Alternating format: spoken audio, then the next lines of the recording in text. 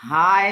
तो फिर से इस मेरे नए वीडियो में आप सभी ट्रांसफ़र वाले शिक्षकों का स्वागत है।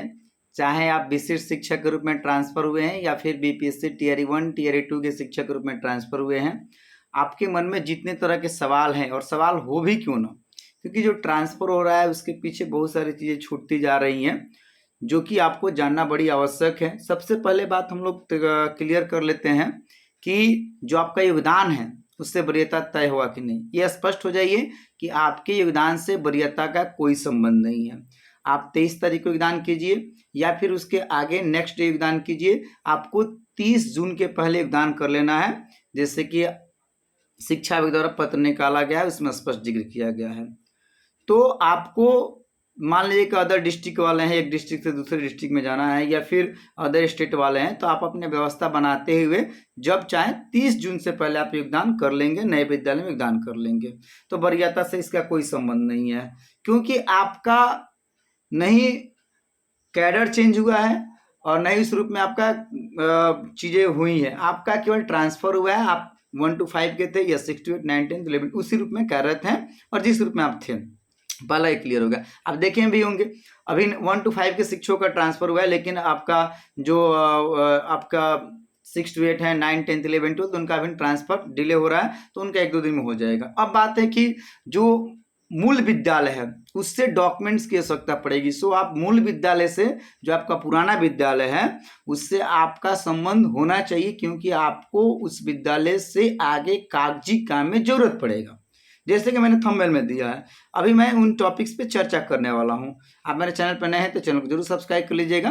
जरा कमेंट करके बताएंगे कि आप विशिष्ट शिक्षक के रूप में हैं या फिर टियर 1 या टियर 2 से बहाल शिक्षक हैं, किस जिला में पहले पोस्टेड थे और न्यू कौन सा जिला आपको मिला है, कौन सा ब्लॉक मिला है।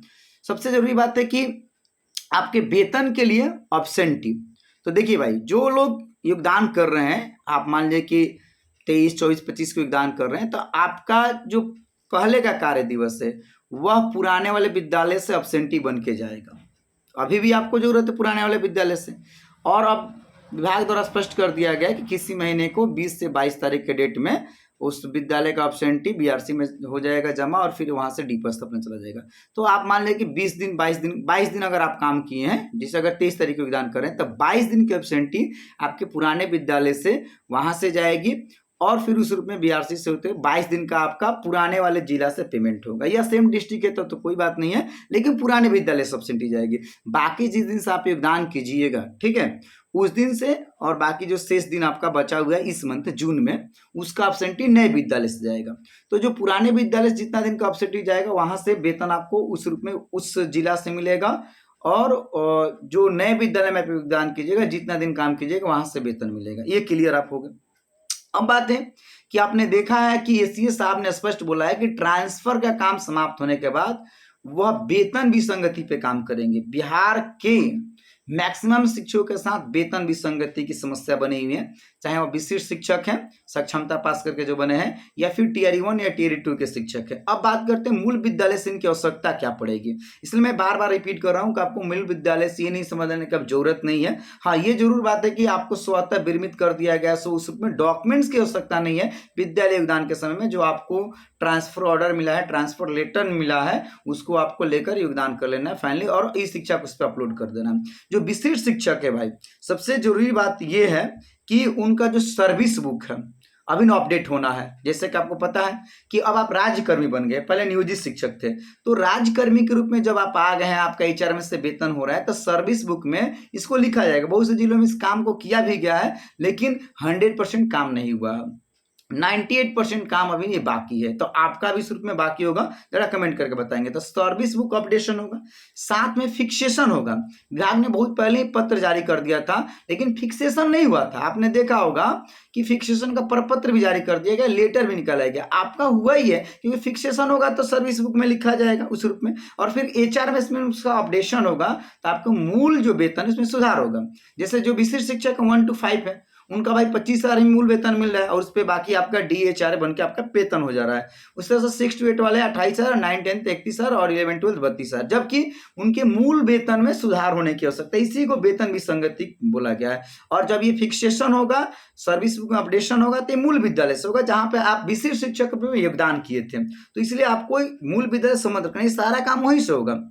साथ में इंक्रीजमेंट वगैरह जो आपको लगेगा, ठीक है, इंक्रीजमेंट भी लगेगा आप लोग का उस रूप में, ठीक है। अब बात है कि आपका एरियर बनेगा, जो विशिष्ट शिक्षक है उनकी बहुत मात्रा में एरियर बनेगा। समझ लीजिए यूं ही कि आपका कम से कम एरियर नहीं बनेगा तो 40-50 प्लस ही एरियर बनेगा, क्योंकि पिछले 5-6 महीने का जो आपका मूल वेतन में सुधार होगा उस रूप में, तो फिर जो भी ड्यूज है एरियर के रूप में मिलेगा, तो मूल विद्यालय से ही काम होगा।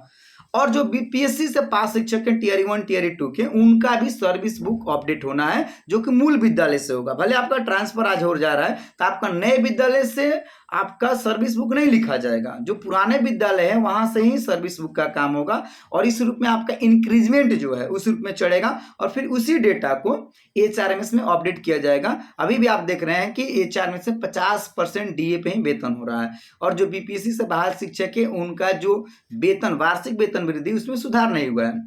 तो एसीएस साहब का इस पर अगला टास्क होने वाला है, इस पे काम करने वाले हैं ट्रांसफर के बाद। वो सबसे बढ़िया टास्क है वेतन विसंगति का, जो कि संभवतः जुलाई में इसकी शुरुआत हो जाएगी। अभी तो ट्रांसफर पे ही काम चल रहा है, फाइनली सब लोग योगदान कर लेंगे। साथ ही जो भी शिक्षक हैं, विशिष्ट शिक्षक या टियर 1 टियर 2 का, उनका जो छुट्टी है CLSL, वो उसका भी एंट्री कराया जाएगा। हालांकि वो आपके ही शिक्षक को उस पर अपडेट रहेगा, लेकिन विद्यालय के अनुसार अपडेट कराया जाएगा, क्योंकि आपका जो मूल विद्यालय थे वहां पे आपका CL कुछ जो था और कितने CL बचे हैं वो नए विद्यालय में आपको शो किया जाएगा। अब तो ऐसा नहीं होगा कि आप अपनी मर्जी से कितना भी CL ले लेंगे, ऐसा नहीं होगा।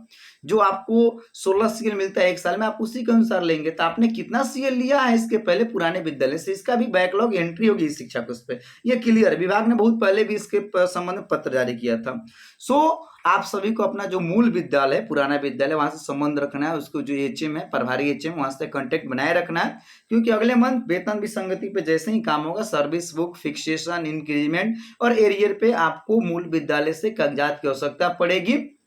और फिलहाल में जब आप योगदान कर रहे हैं तो पुराने विद्यालय से आपका अब्सेंटी बन के जाएगा और वेतन होगा उस रूप में, तो वहां से भी आपको अपडेट लेते रहना चाहिए पुराने विद्यालय से कि आपका सर्विस बुक, आपका अनुपस्थिति जो विवरण है अब्सेंटी, वह कितना दिन का बन के जा रहा है, गया कि नहीं गया, इसको जरूर अपडेट आपको लेना चाहिए, ठीक है। और बाकी जो नए विद्यालय में आप योगदान कर रहे हैं तो शेष दिन का वहां से चला जाएगा। सो आपको पुराने विद्यालय से कॉन्टेक्ट बनाए रखना है।